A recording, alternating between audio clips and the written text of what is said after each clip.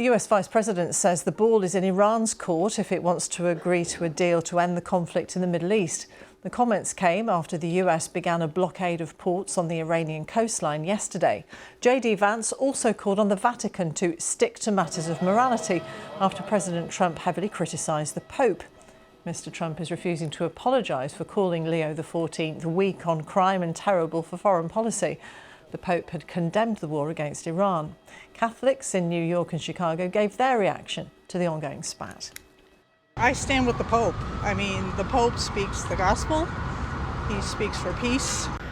Do I feel that Pope Leo has a right to suggest there is an end to the war? And absolutely, that's his job, is peace. Our president, who theoretically represents all of us and our country to the world, can't find a way to be more diplomatic to another leader in the world that a lot of people look up to. That's the Trump way. The New York way is to be a little more brash, and I don't think he cares who he goes up against, and I don't know. We got to do better. Trey Popat is the US politics reporter for The Guardian in Washington, and he told us how people have reacted to Mr. Trump's feud with the Pope. I think the president is kind of figuring out that miscalculation as the hours go on. The Pope has been pretty diplomatic and resolute in his remarks back, saying that he's not afraid of the Trump administration, that he isn't willing to debate the president going forward. And what we've seen now is a number of the president's supporters, a large part of his base, a religious part of his base, pushing back against both his comments against the Pope and also that AI-generated image that you mentioned. Riley Gaines, who's one of the president's most loyal conservative sort of supporters and commentators as well, kind of said she didn't understand why the president made those remarks and posted that image. Even foreign allies like Giorgia Meloni of Italy said it was unacceptable to go up against the pontiff in this way. There's other pushback, of course, that the White House is feeling, namely from NATO allies regarding Donald Trump's decision to blockade Iranian ports to try to get control of the Strait of Hormuz, which doesn't appear to be entirely successful at the moment. How keenly will the White House be to get them back on side?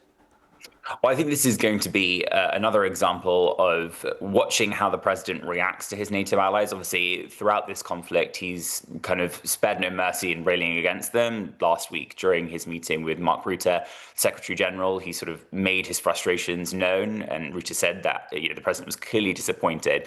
I think it's going to be interesting to watch as this week carries on, and we've seen that Keir Starmer and Emmanuel Macron are set to host that summit in Paris to discuss how to reopen the strait. But I think we should be watching closely to see how the president continues to rail and sort of how the alliance have left him again unsupported when it comes to this blockade. Congress is back this week, and yet still the issue of funding for the Department of Homeland Security hasn't been resolved. Where are we at with that, Shrey? It's the saga that never really seems to end on Capitol Hill. It's obviously the 9th week now of this funding lapse to the Department of Homeland Security, the longest partial shutdown on record. Right now, we're waiting to see whether the House essentially takes up this Senate-passed bill to fund the TSA, the Coast Guard, Federal Emergency Management Assistance, FEMA, and get that passed so those agencies can be essentially reopened. House Republicans are really hoping to make sure that they can pass funding for immigration enforcement, which is notably left out of that funding bill I just mentioned, in a larger reconciliation package down the line. That package doesn't need to meet the filibuster threshold, so it can be passed by a simple majority. So the top Republican leadership, John Thune and Mike Johnson, are hoping to get that ICE and CBP funding passed through that and hopefully assuage some of their more hardline members who say that Senate bill to fund the TSA essentially hands Democrats a victory.